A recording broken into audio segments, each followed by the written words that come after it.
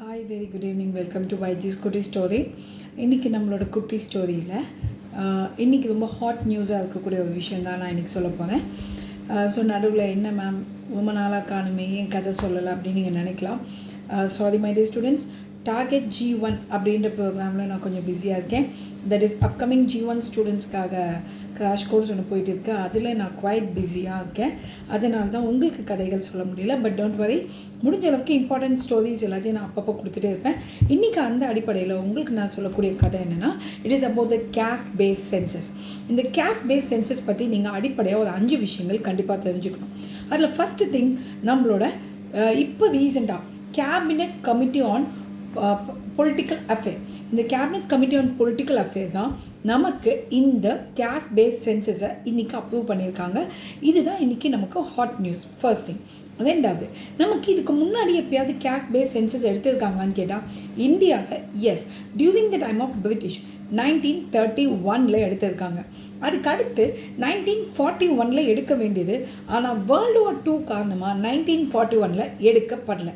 1931 எடுக்கும்போது கூட பிரிட்டிஷில் SC/ST மட்டும்தான் கணக்கிடப்பட்டாங்களே தவிர மற்ற செக்மெண்ட் கணக்கிடப்படலை. இது மூணாவது. நாலாவது முக்கியமான விஷயம் என்ன மேம் அப்படின்னு கேட்டிங்கன்னா, எஸ், நமக்கு ஃபஸ்ட்டு சென்சஸ் எப்போ எடுத்தாங்கன்னா 1881 during the period of Lord Ripon. Census என்பது 10 வருஷத்துக்கு ஒரு வாட்டி எடுக்கக்கூடிய ஒரு விஷயம். அதனால் இது ரொம்ப முக்கியமான ஃபேக்டர். நமக்கு ஆஃப்டர் இண்டிபெண்டன்ஸ் 1951 ஃபஸ்ட்டு நம்ம சென்சஸ் எடுத்தோம். ஆனால் அப்போ கூட நம்ம கேஸ்ட்டை அடிப்படையாக வச்சு கணக்குகள் எடுக்கப்படல. நம்ம ஜென்ரலாக, அதாவது ஸ்பெசிஃபிக்காக இதுக்காக கேஸ்ட் சென்சஸ்ன்னு நம்ம எடுக்கல. SC/STயை மட்டும் கோட் பண்ணி, ஏன்னா நம்ம கான்ஸ்டியூஷனில் SC/STக்கு தேவைப்பட்டால் ரிசர்வேஷன் கொடுக்கலாம்னு சில ப்ரொவிஷன்ஸ் இருந்த காரணத்தினால நம்ம அங்கங்கே சில விஷயங்கள் செஞ்சுருக்கோம். அது மட்டும் இல்லாமல் ஆர்டிகல் 340 பயன்படுத்தி காக்கா கேல்கர் கமிஷன், மண்டல் கமிஷன்னு சில கமிஷனை அப்பப்போ அமைச்சிருக்கோமே தவிர மற்றபடி கேஸ்ட் பேஸ் சென்சஸ் என்பது இண்டிபெண்டன்ஸ்க்கு அப்புறமா நம்ம கொண்டு வந்ததே கிடையாது.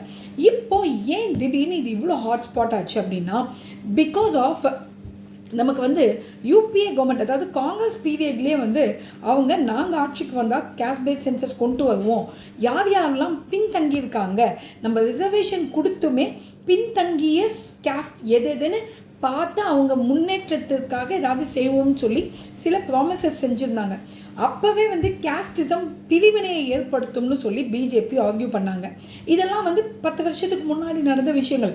பட் இப்போ சடனாக ஹாட்ஸ்பாட் ஆனதுக்கு காரணமே பிகாஸ் ஆஃப் பீகார் October 2, 2023 அவங்க மாநிலத்தோட caste base census, I think if I'm not sure, yes 23 தான், 2 October 2023 அன்னைக்கு பீகார் தங்களோட கேஸ்ட் பேஸ் சென்சஸ் அறிக்கையை லான்ச் பண்ணியிருக்காங்க. லான்ச் பண்ணதோட விளைவு தான் இப்போது எல்லாருமே கேட்க ஆரம்பிச்சிட்டாங்க. இதில் முக்கியமான விஷயம் என்னென்னா, கேஸ்ட் பேஸ் சென்சஸ் கொடுக்கும் பொழுது ஸ்பெசிஃபிக்காக எந்த கேஸ்ட் சலுகைகளை அனுபவிக்கிறாங்க, எந்த கேஸ்ட் அனுபவிக்கலைன்றதை ஸ்பெசிஃபிக்காக பார்க்க முடியும். பட் பீகார் இப்போ தான் போட்டிருக்காங்க. ஆனால் அதுக்கு முன்னாடியே நம்ம காக்கா கேல்கர் கமிஷன், மண்டல் கமிஷன் மாதிரி நம்ம பிஜேபி கவர்மெண்ட் ரோஹிணி கமிஷன் அப்படின்றத 2017 அமைச்சாச்சு. 2017 அமைச்ச அந்த ரோஹிணி கமிஷன் 2023 தங்களோட ரிப்போர்ட்டையும் கொடுத்துட்டாங்க.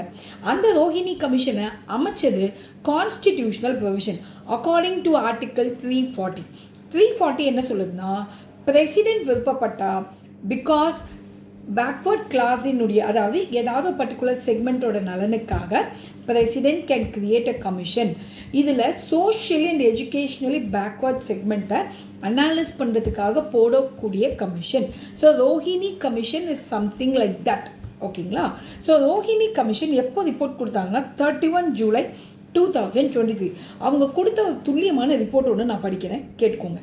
அவங்க ரிப்போர்ட் கொடுக்கும்போது என்ன சொல்லியிருக்காங்கன்னா, இந்தியாவில் 2633 OBC கேஸ்ட் இருக்காங்க. இந்த டேட்டாவை நீங்கள் மெயின்ஸுக்கு கண்டிப்பாக யூஸ் பண்ணலாம் மை டியர் ஸ்டூடெண்ட்ஸ். அது மட்டும் இல்லாமல் இன்னொரு ஃபேக்டர் நான் உங்களுக்கு சொல்கிறேன்.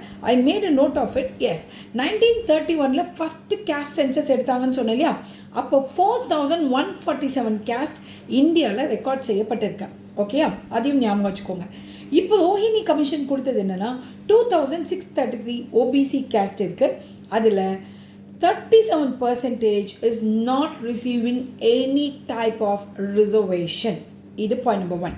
இதில் இப்போது இதை 100% எடுத்துப்போம். இந்த 100%ல் 25% is only accessing the 97% of reservation in job as well as in education. அப்போ மிச்சி 75%, 75% is accessing only 3% of reservation. ஓகேங்களா? இதுலேயும் இந்த 983 caste people எந்த வகையான சலுகைகளையும் அனுபவிக்காதவங்க. Are you clear?